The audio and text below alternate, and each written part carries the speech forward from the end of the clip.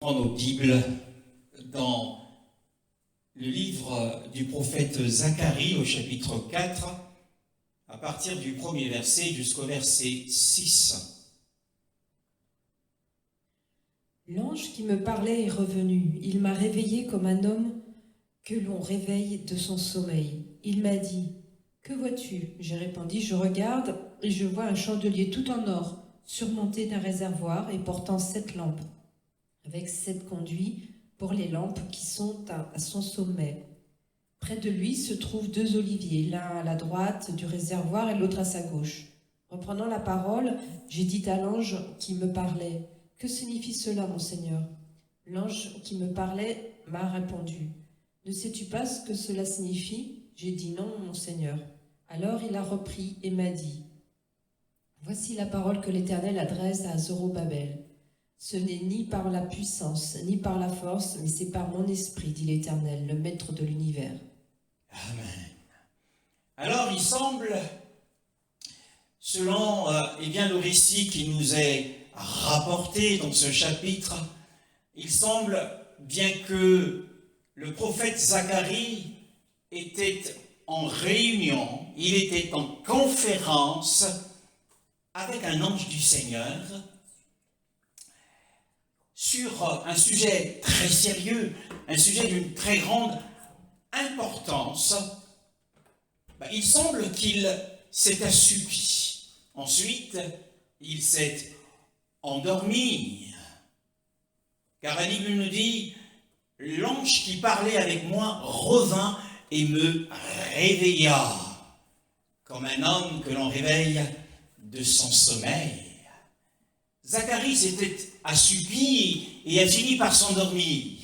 Alors l'ange vint et le réveille. Ainsi, lorsque nous lisons dans Luc chapitre 9, le verset 32, nous lisons ces paroles. Pierre et ses compagnons étaient accablés de sommeil, mais restés éveillés. Ils virent la gloire de Jésus et les 2 hommes qui étaient avec lui. Pierre et ses compagnons de doctrine, de discipline, étaient plongés dans un profond sommeil, mais étant réveillés, ils virent la gloire, sa gloire, et les 2 hommes qui étaient avec Yeshua, notamment Moshe et Élie. Ainsi, l'esprit du prophète Zacharie était pourtant, au cours de cette conférence, disposé à prêter attention à tout ce qu'il pouvait voir et tout ce qu'il pouvait entendre. Mais sa chair était tellement faible qu'il s'endormit. Qu'est-ce que cela signifie ?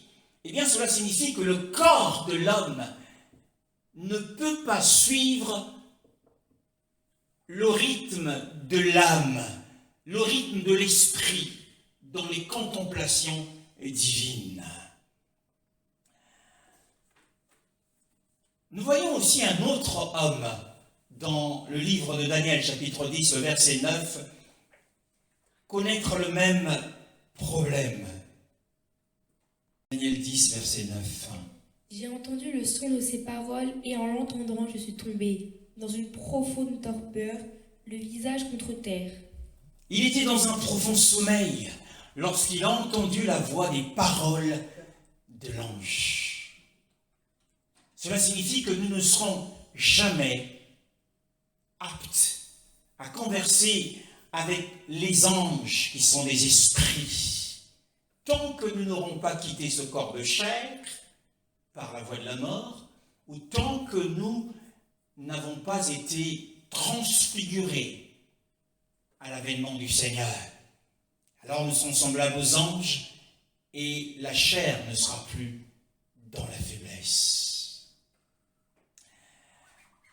Au verset, nous retournons donc dans Zacharie chapitre 4, la Bible dit que l'ange qui parlait avec moi revint et me réveilla. Nous avons besoin, nous qui entendons cet enseignement, nous avons besoin de l'esprit d'Élohim, non seulement pour nous faire entendre, à nous faire connaître les choses divines, parce que nous voyons et parce que nous entendons spirituellement, mais aussi pour nous faire prendre conscience. L'ange revint et réveilla Zacharie. C'est le réveil de la conscience, c'est la prise de conscience des choses spirituelles que l'on voit et que l'on entend. Bien-aimés, cela est écrit dans Ésaïe, chapitre 50, le verset 4. Chapitre 50, le verset 4 à 5. Le Seigneur l'Éternel m'a donné la langue des disciples, pour que je sache soutenir par la parole celui qui est abattu. Il réveille, oui, matin après matin. Il réveille mon oreille pour que j'écoute, comme le font les disciples. Le Seigneur l'Éternel m'a ouvert l'oreille, et moi je me suis rebellé. Je n'ai pas reculé. Je ne me suis pas rebellé. Et je ne me suis pas retiré en arrière. Oui, dit Ésaïe, matin après matin, Yahweh Adonai a réveillé mon oreille. C'est le réveil de la prise de conscience, afin que l'on considère les choses que l'Esprit est en train de nous dire, que l'on prête attention, que l'on soit unis à son esprit. Alors nous devons également prier Elohim chaque fois que nous entendons un message et nous disons au Seigneur, Seigneur, parle-moi ce matin, réveille mon oreille. Si mon oreille spirituelle est réveillée, alors j'entendrai à travers ce message une parole qui m'est destinée. Alors mon oreille sera réveillée comme un véritable disciple. Zacharie 4, le verset 2. Le verset 2 de Zacharie 4, la Bible dit, que vois-tu? Il me dit, que vois-tu? Que vois-tu? Alors qu'est-ce qu'il voyait, Zacharie? Je regarde et voici, il y a un chandelier tout en or.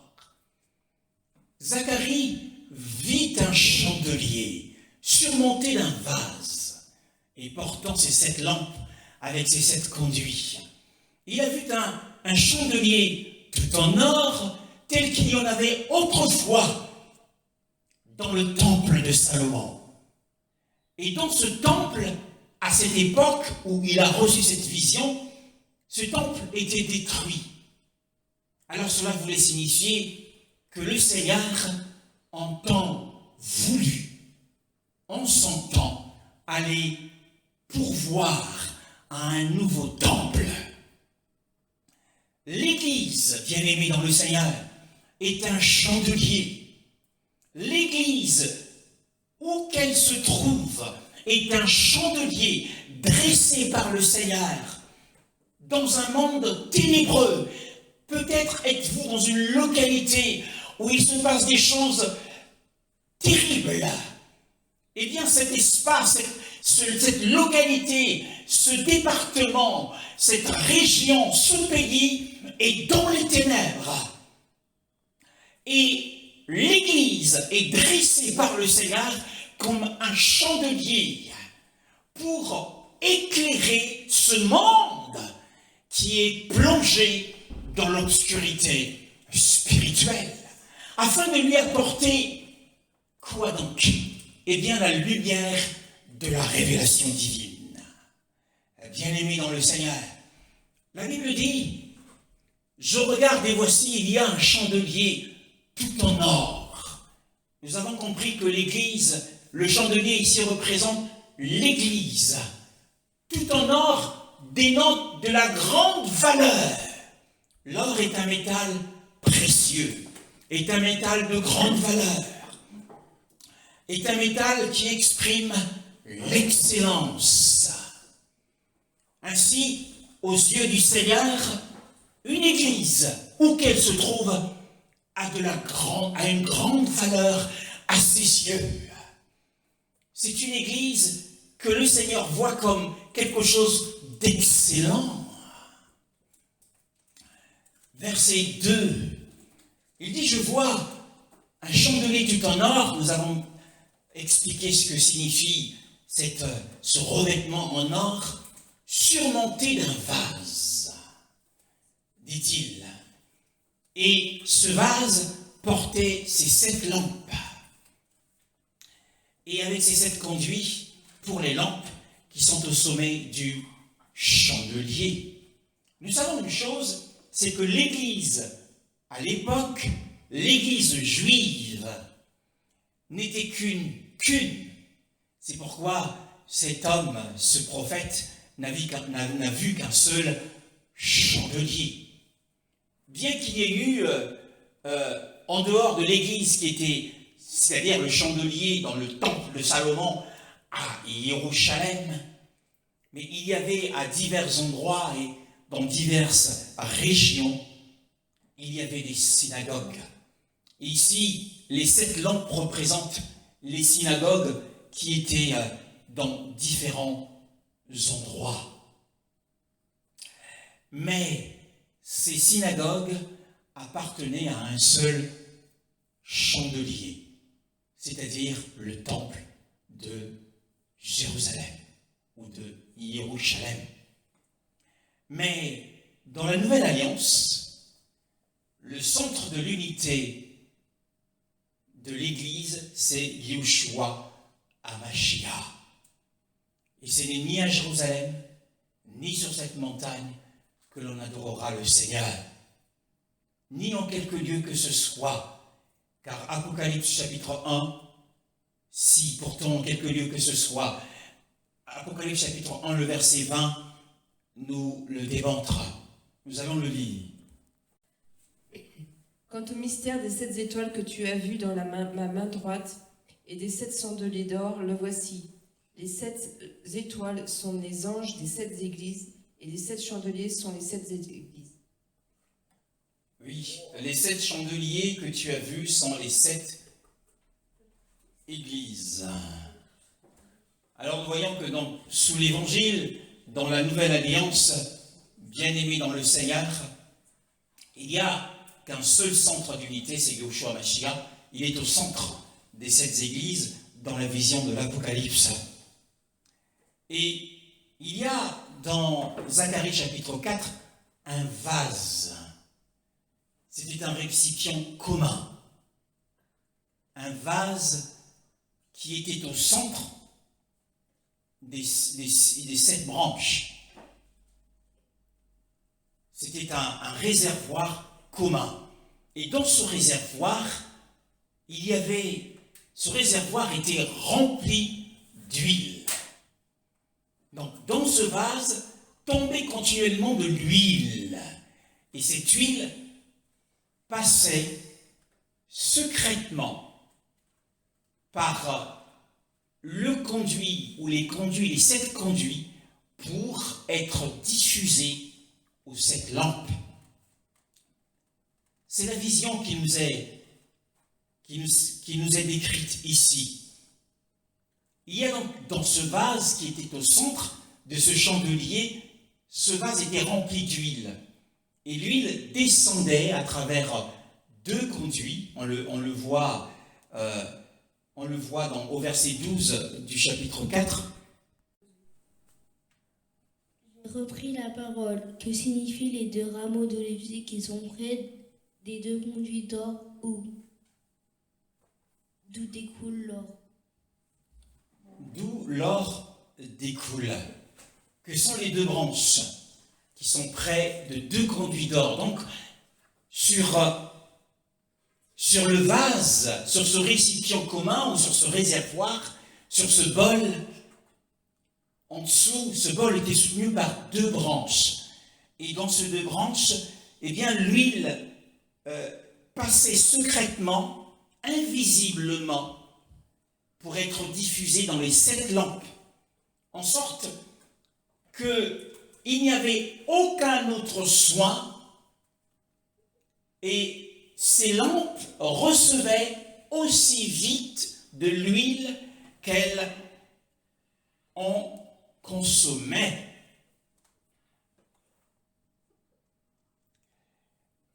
manquait jamais d'huile et elle n'était jamais comblée ou rassasiée d'huile. Elle était tout le temps allumée. L'esprit de l'homme est une lampe de Yahweh.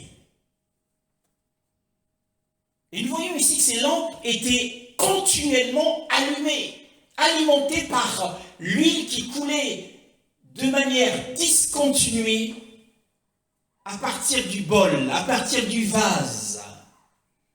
Et ces deux vases, ou ce vase, étaient approvisionnés, bien-aimés dans le Seigneur, par les deux oliviers dont nous avons lu au verset 12. Je répondis pour la seconde fois et il dit que sont les deux branches d'olivier qui sont près de deux conduits d'or d'où découle l'or.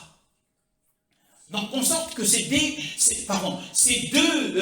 oliviers étaient si gras et si fructueux qu'ils versaient d'eux-mêmes beaucoup d'huile de manière continuelle dans le vase. Quelle vision extraordinaire! Donc l'huile qui était déversée se dispersait à partir de deux conduits vers les plus petits conduits qui sont les 7 conduits qui mènent aux lampes. En sorte que personne n'avait besoin de s'occuper de ce chandelier.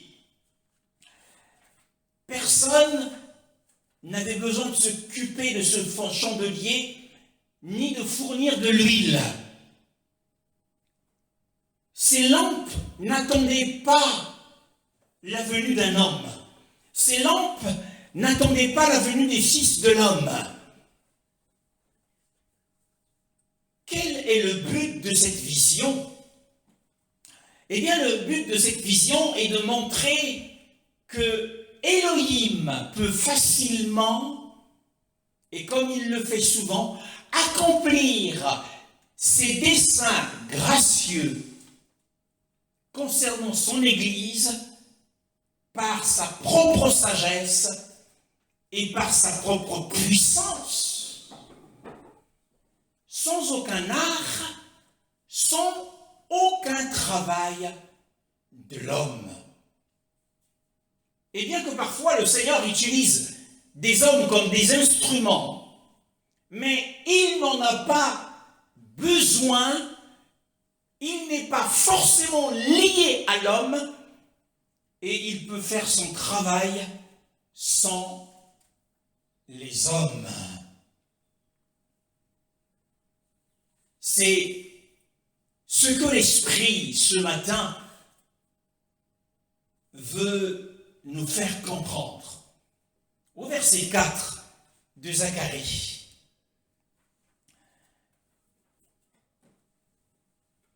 Je répondis et dis à l'ange.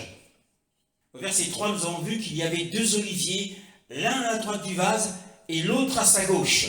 Et que ces oliviers, par eux-mêmes, ils étaient tellement fructueux qu'ils alimentaient continuellement le vase en huile. Et qu'il n'y avait besoin d'aucun homme autour pour s'en occuper. Le verset 4. La Bible dit, je répondis à l'ange qui parlait avec moi en disant, mon Seigneur, que signifient ces choses? Observons une chose ici. Comment est-ce que le prophète appelle l'ange? Il l'appelle mon Seigneur. Qu'est-ce que cela signifie? Eh bien, cela signifie le respect, tout simplement. La Bible nous rapporte que Sarah, femme de foi, appelait son mari « mon Seigneur ». Cela signifie qu'elle respectait son mari. Appeler quelqu'un son Seigneur dénote du respect. On ne nous appelle pas à appeler, que les femmes appellent leur mari par Seigneur, mais l'enseignement qu'il faut tirer, c'est qu'il faut que la femme doit respecter son mari. quelles que soient ses qualités, quels que soient ses défauts, quelles que soient ses erreurs, la femme doit respecter son mari. Ainsi, Sarah appelait son mari mon Seigneur pour nous aussi montrer le respect qu'elle avait pour son mari. Quel est l'enseignement que nous pouvons tirer de ce verset 4 ? Je répondis et dis à l'ange qui parlait avec moi en disant « Mon Seigneur, que signifient ces choses ?» Eh bien, l'enseignement que nous devons tirer, c'est que ceux qui veulent être enseignés doivent honorer ceux que le Seigneur a établis comme maîtres, comme professeurs. Ils doivent les honorer, c'est-à-dire qu'ils doivent les respecter. Au verset 2, il avait dit, il me dit, que vois-tu ? Et là, au verset 4, le prophète dit, après avoir vu, mon Seigneur, que signifient ces choses ? Donc, après qu'il ait vu ce que c'était, il demande ce que cela signifie. Après qu'il ait vu, que vois-tu ? Il dit, je vois un chandelier d'or. Ensuite, il demande à l'ange, qu'est-ce que cela signifie ? Que devons-nous retenir ? Eh bien, nous devons retenir qu'il est très désirable pour un enfant de Dieu de connaître le sens des manifestations d'Élohim, de lui-même et de son esprit, tant dans sa parole que par ses ordonnances et ses providences. C'est-à-dire qu'il vous arrive quelque chose dans la vie, il vous faut demander au Seigneur ce que cela signifie. Que dois-je comprendre à travers cette circonstance ? Quel est l'enseignement que je dois tirer de cette expérience ? Ou quand je lis une parole, on doit rechercher la connaissance, la compréhension de ce que l'on lit. Donc, nous devons désirer connaître le sens de la parole que nous lisons, ou le sens de l'instruction que nous donne le Seigneur à travers un témoignage intérieur. Nous devons comprendre le sens pour ne pas être dans la confusion. Ceux qui veulent comprendre la pensée d'Élohim doivent être curieux. Mon Seigneur, que signifient ces choses ? Que signifie cette vision ? Que signifie ce songe que j'ai reçu, Seigneur ? Luc chapitre 2, le verset 46. Chapitre 2, le verset 46. Au bout de 3 jours, ils le trouvèrent dans le temple, assis au milieu des maîtres. Il les écoutait et les interrogeait. Voilà. Que fit l'enfant Yeshua lorsqu'il avait 12 ans ? Eh bien, il était curieux. Il écoutait les maîtres, il écoutait les docteurs. Il était assis au milieu d'eux, les écoutant et leur posant des questions sur ce qu'il entendait, sur ce qu'il recevait. Il leur posait des questions, il les interrogeait. Ainsi, Zacharie demande à l'ange que signifient ces choses. Le verset 5, c'est une réprimande. L'ange qui parlait avec moi répondit et me dit, ne sais-tu pas qui sont ceux-là ? Ne sais-tu pas qui sont ceux-là ? Il lui fit entendre, en réalité, il laisse entendre ici que si Zacharie avait considéré les choses qu'il avait vues et qu'il les avait comparées, s'il avait considéré les choses spirituelles qu'il avait vues en vision et les avait comparées avec les choses naturelles, eh bien, il aurait pu deviner le sens de ce qu'il voyait. Lévitique 24, le verset 1 à 4. L'Éternel dit à Moïse, ordonne aux Israélites de t'apporter pour le chandelier de l'huile pure d'olive concassée, afin d'entretenir constamment les lampes. C'est devant le voile qui cache le témoignage, dans la tente de la rencontre qu'Aaron la prépara, pour que les lampes brûlent constamment du soir au matin, en présence de l'Éternel. C'est une prescription perpétuelle pour vous au fil des générations. Aaron les arrangera en face de Yahweh continuellement. Il faut que les lampes brûlent continuellement. Ordonne aux fils d'Israël d'apporter de l'huile pure, d'olive concassée, pour le chandelier, afin de faire monter les lampes continuellement. Exode chapitre 27, le verset 20 à 21. Exode chapitre 27, le verset 20 à 21. Tu ordonneras aux Israélites de t'apporter pour le chandelier de l'huile pure d'olive concassée, afin d'entretenir constamment les lampes. C'est dans la tente de la rencontre, devant le voile qui cache le témoignage, qu'Aaron et ses fils te prépareront, pour que les lampes brûlent du soir au matin en présence de l'Éternel. C'est une prescription perpétuelle pour les Israélites au fil des générations. Alors, les prêtres, les fils d'Aaron, avaient pour tâche une tâche constante de remplir d'huile le chandelier d'or et de le maintenir allumé du soir au matin pour l'usage du tabernacle. Le tabernacle ne devait pas être dans le noir.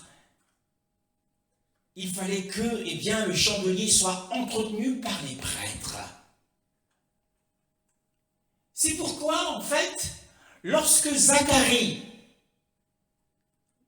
l'ange lui dit, « Que vois-tu » Je dis, je regarde et voici, il y a un chandelier tout en or, surmonté d'un vase et portant ses 7 lampes, avec 7 conduits pour les 7 lampes qui sont au sommet du chandelier. Sur lui, il y a 2 oliviers, l'un à la droite du vase et l'autre à sa gauche.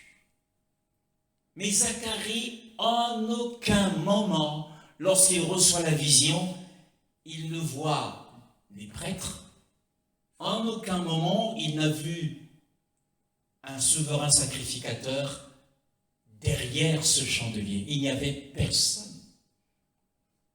Nous l'avons dit tout à l'heure, ce sont ces oliviers fructueux qui déversaient par eux-mêmes de l'huile dans ce réservoir. Et à partir du réservoir et des 2 grands conduits, l'huile était secrètement, invisiblement diffusée pour atteindre les lampes. Et que ces lampes ne s'éteignaient jamais parce qu'elles étaient continuellement approvisionnées. C'était un miracle. Alors c'est pourquoi lorsqu'il a vu cette vision, il a vu ce chandelier avec des lampes et qu'il n'y avait aucun prêtre pour surveiller, aucun prêtre pour préparer les lampes. Il aurait pu discerner que cela signifiait que Elohim, bien qu'il ait rétabli le sacerdoce, il peut néanmoins poursuivre son travail pour son peuple et à travers son peuple sans aucun instrument. Il aurait pu le comprendre facilement, mais l'ange lui pose la question, ne sais-tu pas qui sont ceux-là? C'est pour lui faire avouer la lenteur de sa compréhension. Que vous êtes lents à comprendre, dit le Seigneur aux disciples. Et Zacharie était long à comprendre. Zacharie manquait de lumière, comme nous pouvons aussi manquer de lumière. Et quelle a été la réponse de Zacharie? Je dis non, mon Seigneur. Eh bien, ceux qui veulent être enseignés par Elohim doivent voir et reconnaître leur ignorance. Ceux qui veulent être enseignés par le Seigneur doivent voir et reconnaître leur besoin d'être enseignés. Ceux qui veulent être enseignés par le Seigneur doivent voir et reconnaître qu'ils ont besoin de s'adresser à Elohim pour obtenir des instructions, pour obtenir des lumières. Car celui qui nous donne un coffret, bien-aimé dans le Seigneur, c'est à lui que nous devons nous adresser pour avoir la clé qui nous permettra de l'ouvrir. Et la clé de la compréhension se trouve entre les mains du Seigneur. Mais Elohim donnera son enseignement secret qu'à ceux qui sont doux et humbles de cœur. Mais ceux qui sont vaniteux par eux-mêmes et qui s'appuient sur le roseau cassé de leur intelligence n'obtiendront jamais rien. Ta propre intelligence est comme un roseau brisé, mon frère. Un roseau, oui. Un roseau. Verset 6. Il répondit et me parla disant, c'est ici la parole de Yahweh à Zorobabel. Waouh! Qu'est-ce que cela signifie? Tout est en lien avec la vision. Tout est en lien avec la vision. L'ange, en fait, voulait faire savoir au prophète, d'une manière générale, que la vision qu'il avait vue était destinée à illustrer, était destinée à clarifier, à éclairer une parole que Yahweh avait à dire à Zorobabel. Donc, avant que la parole ne soit adressée à Zorobabel, Yahweh lui a donné une vision. Et dans la compréhension de la vision, on va facilement comprendre la parole donnée par Yahweh à Zorobabel. C'était le but de la vision. Le but de la vision, c'était pour assurer le prophète. Le but de la vision, c'était pour encourager Zorobabel à continuer la construction du temple. Le but de la vision, c'était pour assurer le peuple que cette bonne œuvre de la construction du temple, puisqu'on parle du chandelier, on parle forcément du temple, que la bonne œuvre de la construction du temple de l'Évangile, bien-aimé dans le Seigneur, à quelques endroits que ce soit, où une église a démarré, c'est le temple du Seigneur qui est en construction. Le Seigneur est en train de dire ce matin que je vous encourage dans la construction du temple du Seigneur. Car nous sommes un temple saint dans le Seigneur. Nous sommes édifiés pour être un temple saint dans le Seigneur. Chacun de nous est une pierre vivante dans l'édifice qui est le temple du Seigneur. Bien-aimé. Et le Seigneur dit ici que dans cette bonne œuvre de construction de son temple, il le fait, il le mènera à bonne fin. Il le fera par ses soins particuliers de la providence divine. Comme dans la vision, il n'y avait personne autour. Il n'y avait pas d'homme, mais tout était l'œuvre de Dieu. Il mènera cette œuvre à bonne fin, même si les ennemis sont nombreux. Vous pouvez être dans une localité où il y a beaucoup d'ennemis spirituels. Il y a beaucoup de chiens spirituels, beaucoup d'animaux. Dans la localité où nous sommes, il y a 2500 habitants. Et il y a beaucoup de démons. Les ennemis sont nombreux et puissants. Mais les amis de Zorobabel sont très peu nombreux. Ils constituent le plus petit nombre qui existe. Là où 2 ou 3 sont rassemblés en son nom. C'est-à-dire, ils constituent un nombre extrêmement faible face à leurs ennemis. La vision et la parole qui est donnée à Zorobabel a pour but de dire à Zorobabel, eh bien, qu'il est ouvrier avec Elohim dans cette œuvre. Et il n'est pas seul. Et que c'est une œuvre qu'Elohim lui-même a d'abord reconnue et qu'il reconnaîtra et qu'il couronnera. Que dit cette parole?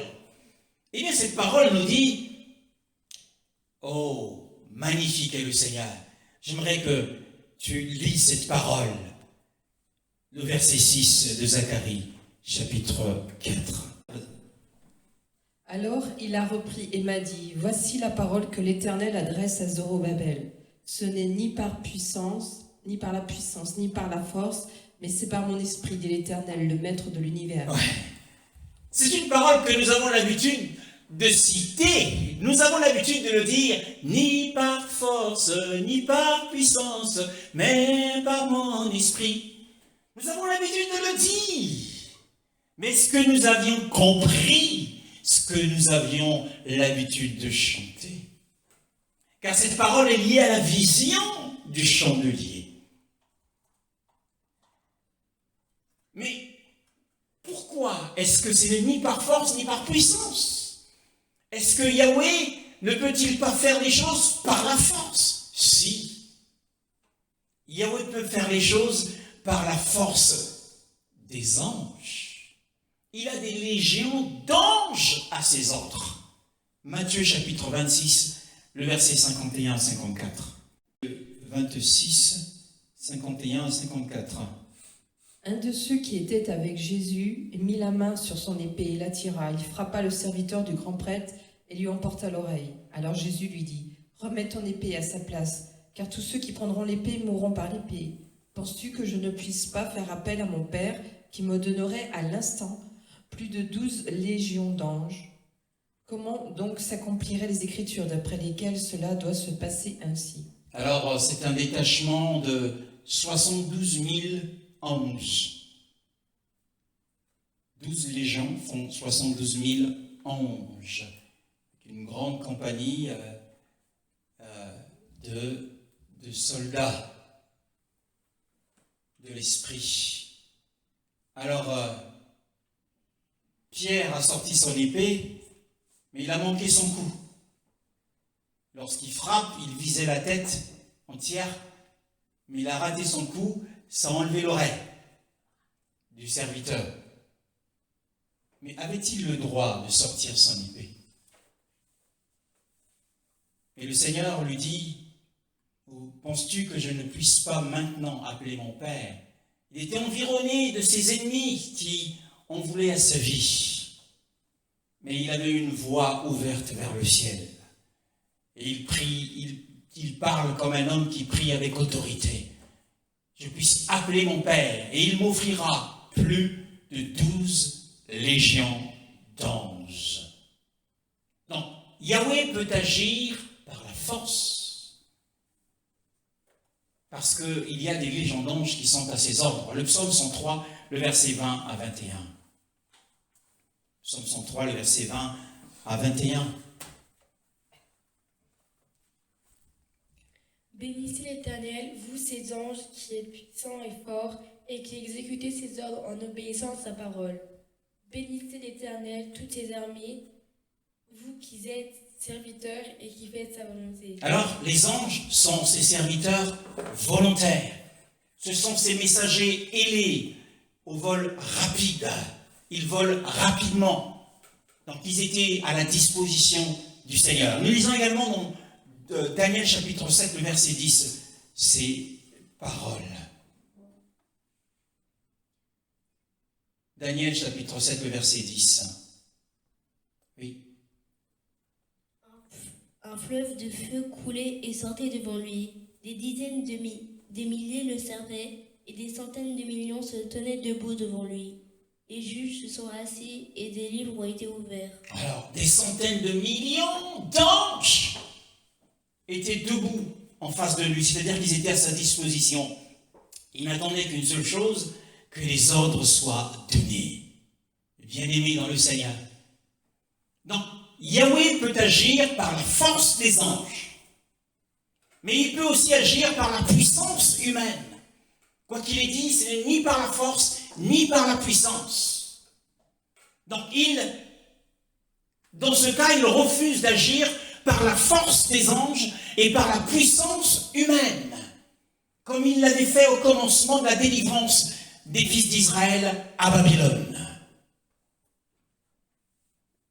L'empereur de Babylone, qui s'appelait Belshazzar, organise un festin. Et il était ivre. Et il a demandé à ce qu'on lui rapporte les vases du temple de Jérusalem. Et ils ont bu dans ces vases. Et les doigts d'une main se mirent à écrire un message sur le mur. Daniel, un vieillard, fut appelé et a déchiffré, a éclairé le peuple, a éclairé le roi il était abattu. Car il était écrit, compter, peser et diviser. Et le soir même, la Bible dit, si vous le lisez dans Daniel chapitre 4, le soir même, il fut tué. En fait, Babylone était assiégée par le roi Darius et Cyrus. Et ce soir même, ils entrèrent dans Babylone et ils tuèrent Belshazzar. Et Darius prit le pouvoir. Et quand il devint vieux, c'est Cyrus, son fils ou son petit-fils, qui prit le pouvoir par la suite. Donc, Elohim peut agir par la puissance, comme il a commencé la délivrance des fils d'Israël de Babylone. Mais il ne le fera pas par la force et par la puissance, mais c'est par son esprit, dit la parole, c'est par son propre esprit. Il le dit, c'est par son propre esprit. Mais que devons-nous comprendre? Est-ce que ce qui est fait par son esprit ne l'est-il pas fait par la force et par la puissance? Si ce qui est fait par l'esprit est fait par la force et par la puissance, mais non pas par la force extérieure, comme nous l'avons cité tout à l'heure dans le cas du début de la délivrance des fils d'Israël de Babylone, non pas par la force visible. Nous savons que Israël a été conduit hors d'Égypte par la main forte et le bras étendu de Yahweh. Il y a eu les 10 plaies, il y a eu le grand massacre des premiers-nés en Égypte, et il y a eu le passage de la mer Rouge. C'est par la main forte et le bras étendu de Yahweh. C'était par la force et par la puissance qu'il les a sortis de l'Égypte. C'était une œuvre prodigieuse. Et par la même force et la même puissance, il a introduit les fils d'Israël dans Canaan, sous la conduite de Josué. Il y avait la puissance de Yahweh à l'œuvre, bien qu'il y eut un grand massacre dans le désert. Mais lorsqu'ils furent conduits hors de Babylone, parce qu'il y a eu 2 captivités des fils d'Israël. Il y a la captivité de l'Égypte et il y a la captivité de Babylone. Mais lorsqu'il les sort de Babylone pour les réintroduire dans Canaan, bien-aimés dans le Seigneur, cette fois-ci, il n'utilise pas la force, il n'utilise pas la puissance, il utilise des opérations secrètes. Il utilise des influences intérieures exercées sur les esprits des hommes. Nous avons vu tout à l'heure que dans le vase, dans la vision du vase, il y avait de l'huile. Et l'huile coulait à travers 2 grands conduits. On ne pouvait pas voir l'écoulement de l'huile. On ne pouvait pas voir non plus l'écoulement de l'huile à travers les 7 branches du chandelier. Mais on voyait tout simplement que les lampes du chandelier avaient de la lumière, avaient du feu. C'est ce que cela signifie, ni par la force, ni par la puissance, mais par les opérations secrètes, par les influences intérieures et invisibles de l'Esprit du Seigneur sur les esprits des hommes. On le voit dans Esdras. Nous allons nous lever pour lire Esdras chapitre 1, le verset 1 à 5. C'est très intéressant. La première année du règne de Cyrus sur la Perse, l'Éternel réveilla l'esprit de Cyrus, roi de Perse, afin que s'accomplisse la parole de l'Éternel, prononcée par la bouche de Jérémie. Et il fit faire de vive voix, et même par écrit, la proclamation que voici dans tout son royaume. Voici ce que dit Cyrus, roi de Perse.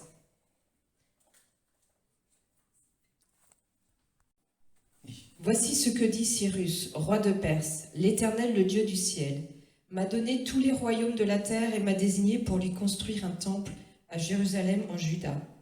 Qui parmi vous fait partie de son peuple? Que son Dieu soit avec lui et qu'il monte à Jérusalem en Juda pour reconstruire la maison de l'Éternel, le Dieu d'Israël. C'est lui le Dieu qui réside à Jérusalem. Je continue. Jusqu'au verset 5. D'accord. Partout où s'est installé le reste du peuple de l'Éternel, les habitants de l'endroit lui donneront de l'argent, de l'or, du matériel du bétail, avec les offrandes volontaires pour la maison de Dieu à Jérusalem. Les chefs de famille de Juda et de Benjamin, les prêtres, les Lévites, tous ceux dont Dieu réveilla l'esprit, se levèrent pour aller reconstruire la maison de l'Éternel à Jérusalem. Tous ceux dont les Elohim réveilla l'esprit au verset 5. Et au verset 1, il est dit que Yahweh réveilla l'esprit de Cyrus. Donc, ce n'est ni par la force, ni par la puissance, mais c'est par des influences intérieures sur les esprits des hommes. D'abord, l'esprit a agi sur l'esprit de Cyrus, l'esprit de Yahweh a agi sur l'esprit de Cyrus, en l'incitant à proclamer la liberté. Et ensuite, il a agi sur l'esprit des captifs en les incitant à accepter la liberté qui leur était offerte. Car il est dit, ils se levèrent pour conduire tous ceux dont Elohim réveilla l'esprit, afin de monter, donc de sortir de Babylone, pour bâtir la maison de Yahweh qui est à Jérusalem. Bien-aimés dans le Seigneur, ce n'est ni par la force, ni par la puissance. D'où vient cette proclamation? D'où vient cette proclamation? Eh bien, le Seigneur excite d'abord l'esprit de Cyrus. À propos de Cyrus, on dit de Cyrus, dont le nom signifie soleil. Il était un type du Messie, un type du Mashiach. On dit qu'il ne connaissait pas Elohim. Nous allons le lire dans Ésaïe chapitre 45, le verset 4. Voici ce que dit l'Éternel à celui qu'il a désigné par onction, à Cyrus, celui qu'il tient par la main droite pour écraser des nations devant lui et pour désarmer des rois, pour ouvrir des portes devant lui, afin que les entrées des villes ne lui soient plus fermées. Je marcherai moi-même devant toi, j'aplanirai les pentes, je mettrai en pièces les portes en bronze, je briserai les verrous en fer. Je te donnerai des trésors dissimulés par les ténèbres, des richesses cachées, afin que tu reconnaisses que je suis l'Éternel, celui qui t'appelle par ton nom, le Dieu d'Israël. C'est à cause de mon serviteur Jacob, à cause d'Israël, celui que j'ai choisi, que je t'ai appelé par ton nom. Je t'ai donné un titre alors que tu ne me connaissais pas. C'est moi? Oui, je t'ai donné un titre alors que tu ne me connaissais pas. Alors, ce qu'on dit de ce Cyrus, c'est qu'il ne connaissait pas Elohim. Il ne savait pas comment le servir, mais Yahweh l'avait choisi. Yahweh l'avait choisi et lui avait promis un salaire, une récompense au travail qu'il devait faire. Mais Yahweh le connaissait lui, bien qu'il ne le connaissait pas, il ne connaissait pas Yahweh, mais Yahweh le connaissait. Verset 4, pour l'amour de Jacob, mon serviteur, et Israël, mon élu, je t'ai appelé par ton nom, je t'ai donné un titre de Messie, en fait, le Mashiach, alors que tu ne me connaissais pas. Donc le Seigneur s'est servi de cet homme, il a réveillé l'esprit de cet homme.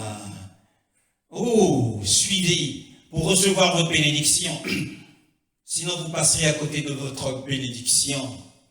Ésaïe 45 nous le dit. Les cœurs, qu'est-ce que cela signifie?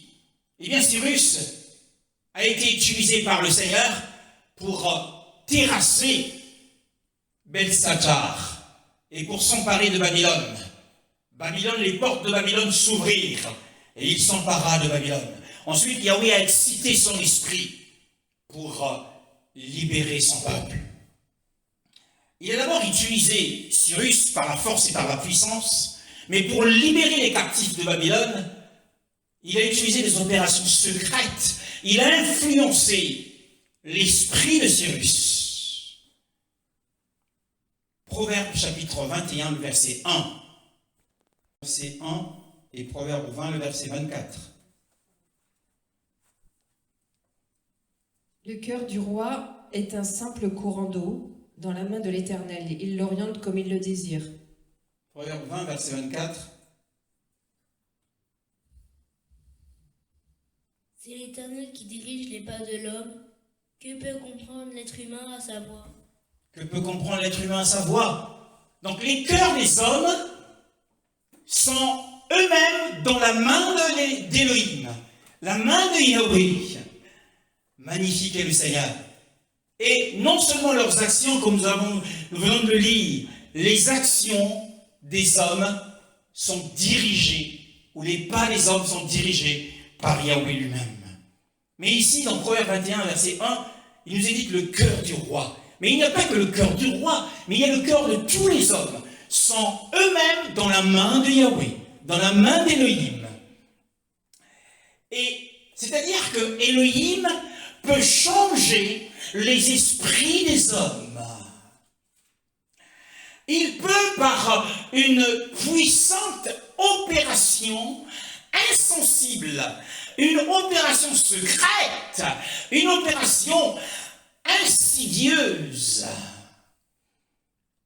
il va exercer une influence dans l'esprit d'un homme et il va détourner cet homme des choses qui semblaient, les choses auxquelles cet homme était attaché. Et il va détourner l'esprit de cet homme et il va les incliner vers les choses dans ce à quoi il semblait s'opposer. Qui eût cru que Cyrus libérerait les fils d'Israël de Babylone? C'est parce que Yahweh a, premièrement, détourné son esprit des choses auxquelles il était attaché. Ensuite, il a incliné son âme dans les choses auxquelles, naturellement, il se serait opposé. Naturellement, si les fils d'Israël s'étaient levés pour dire « Eh bien, nous retournons dans notre pays », Cyrus se serait opposé. Mais il a fallu premièrement qu'il y ait une opération invisible, une opération insensible, une opération secrète, une influence de l'esprit de Yahweh sur l'esprit de Cyrus. Yahweh est comme un cultivateur. Quand un cultivateur a préparé ses terres, il va créer des rigoles, il va créer des canaux pour l'écoulement des eaux de pluie, afin que ces eaux arrosent ces terres. Il va donc diriger l'eau vers ces terres. C'est ce que fait Yahweh, bien-aimé. C'est ce cultivateur qui a non seulement le cœur des hommes, mais il a aussi le cœur des rois. Or, dans le cœur du roi, il y a souvent des secrets d'État. Il y a des secrets de défense. Et pour le commun des mortels, eh bien, le cœur du roi, c'est quelque chose d'insondable. C'est quelque chose d'incontrôlable. Mais le cœur du roi est entre les mains du Seigneur. Non seulement sous ses yeux, car tout est à nu et à découvert aux yeux de Yahweh, mais le cœur du roi est entre ses mains. Bien-aimés, qu'est-ce que cela veut encore signifier? Nous lisons dans Esdras, chapitre 7, le verset 27. Le Dieu de nos ancêtres, béni soit l'Éternel, le Dieu de nos ancêtres, qui a mis dans le cœur du roi un tel intérêt pour la gloire de la maison de l'Éternel à Jérusalem. Béni soit Yahweh, l'Élohim de nos pères, qui a mis cela au cœur du roi. Alors que le premier chapitre, le verset 1, nous dit qu'il a excité son esprit, qu'il a réveillé son esprit. Ici, Esdras dit qu'il a mis quelque chose dans le cœur du roi. Nous voyons que le cœur du roi est comme un fleuve. Nous l'avons lu, un canal d'eau comme un courant d'eau. Or, le courant signifie la puissance, et l'eau signifie l'esprit. Donc, c'est par une puissance, une opération puissante, mais secrète et invisible, que Elohim a mis dans le cœur de cet homme des choses qui ne seraient pas venues d'elles-mêmes. C'est ce qui se passe. Ton employeur ne pense à rien, mais il y a des choses qui ne seraient jamais venues d'elles-mêmes, qui sont déposées dans son cœur. Et son esprit se réveille. Et il pense à son employé. Il dit, il va falloir lui donner une promotion et une augmentation salariale.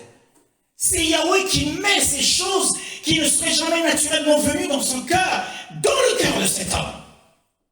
C'est ce qu'on appelle ni par force, ni par puissance, mais par mon esprit. Un homme est à la recherche d'une femme. Eh bien, le Seigneur va préparer le cœur d'une sœur, va lui mettre la pensée dans son cœur, ce à quoi elle n'avait jamais pensé. Et elle va se tourner vers cet homme. Ça, c'est ni par force, ni par puissance, mais c'est par mon esprit. Bien-aimé, il va mettre dans la tête de quelqu'un des choses que cet homme n'aurait jamais pensé. Et cet homme va lui offrir des choses, des bénédictions. Ça s'appelle l'influence immédiate de la grâce, de l'esprit de grâce, sur le cœur, sur l'esprit. Comment ça se passe? C'est ainsi que Elohim gouverne le monde. Si vous voulez savoir comment notre Dieu gouverne le monde, il gouverne le monde ni par la force, ni par la puissance, mais par son esprit, par l'influence de son esprit sur l'esprit des hommes. Et lorsqu'un bien est accompli, un bien est donné à un endroit, c'est Elohim qui a excité l'esprit de cet homme à faire le bien. Il met des pensées dans l'esprit, il donne à l'intelligence de cet homme la capacité de former un jugement juste. Ensuite, il dirige sa volonté dans le sens qui lui plaît. Car la Bible dit qu'il produit le vouloir et le faire selon son bon plaisir. Et beaucoup s'agitent. Ne vous agitez pas lorsque vous êtes dans le besoin. Ne vous agitez pas. Quel que soit votre besoin, ne vous agitez pas. Elohim gouverne le monde ni par la force, ni par la puissance. Bien-aimés, une promotion, un travail, un mariage, quel que soit ce dont nous avons besoin, nous devons regarder à Elohim. Non seulement le cœur du roi est dans sa main, mais le cœur de tous les hommes est aussi dans sa main. Et sous l'Évangile, donc une œuvre peut être menée avec beaucoup de succès lorsqu'elle est faite silencieusement, sans l'aide de la force humaine. Silencieusement, une petite église va devenir une grande église quand Elohim, quand cela lui plaît. Silencieusement, dans une opération secrète, dans une opération puissante de son esprit sur les cœurs, sur les consciences. 2 Corinthiens chapitre 10, versets 4 à 5. Corinthiens chapitre 10, 4 à 5. En effet, les armes avec lesquelles nous combattons ne sont pas humaines, mais elles sont puissantes grâce à Dieu pour renverser des forteresses. Nous renversons les raisonnements et tout obstacle qui s'élève avec orgueil contre la connaissance de Dieu. Nous faisons toute pensée prisonnière pour qu'elle obéisse à Christ. Oui. Donc le temple de l'Évangile, nous sommes sous l'Évangile, est construit non par la force, non par la puissance, non par l'art humain, non pas en faisant du marketing, mais par le Saint-Esprit, dont l'œuvre agit sur les consciences des hommes. L'œuvre du Saint-Esprit intervient sur les consciences des hommes. Et elle est puissante pour renverser les forteresses, afin que l'excellence de la puissance vienne d'Élohim et non pas de l'homme. Que l'on reconnaisse que ça, c'est l'œuvre du Seigneur. Lorsque les instruments font défaut, laissons donc à Élohim, bien-aimés, ne nous inquiétons pas, laissons à Élohim le soin de faire son œuvre lui-même.